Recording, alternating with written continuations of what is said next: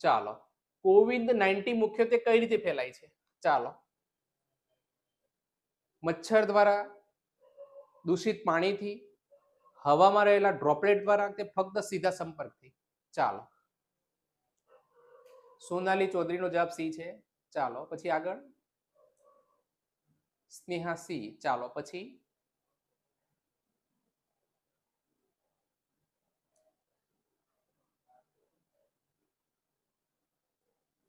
Ritaben C જવાબ છે. ચાલો આગળ, ચૌધરી કૃણાલ સી. ચાલો ધ્યાન આપો. તો COVID-19 છે, આપણે બધાને ખ્યાલ જ છે. COVID-19 એ બહુ ભયંકર રોગ હતો, જેના કારણે, સરસ પાર્વતી ભાટી સી જવાબ, વેરી ગુડ.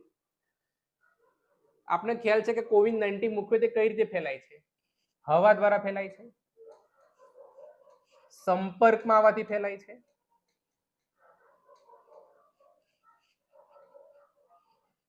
ડ્રોપલેટ સંક્રમણ દ્વારા ફેલાય છે,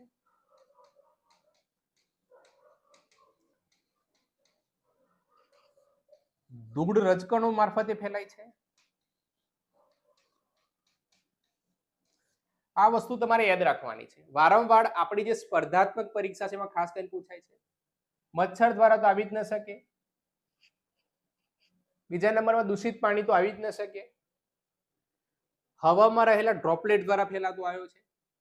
આ COVID-19 છે. કોરોના આવ્યો ત્યાર પછી આપણે ઘણી બધી રસીઓના પણ પ્રશ્નો પૂછાતા આવ્યા છે. કોવિશિલ્ડ છે, કોવેક્સિન છે, સ્પુટનિક છે. આ બધી વેક્સિનેશનના પણ ક્વેશ્ચન આપણી સ્પર્ધાત્મક પરીક્ષા માટે બહુ ઇમ્પોર્ટન્ટ છે.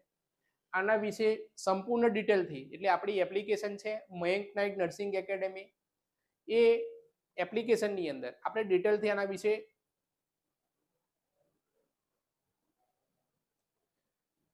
વિશે ડિટેલથી ઓલરેડી આપણે દર્શાવી દીધું છે એપ્લિકેશનની અંદર.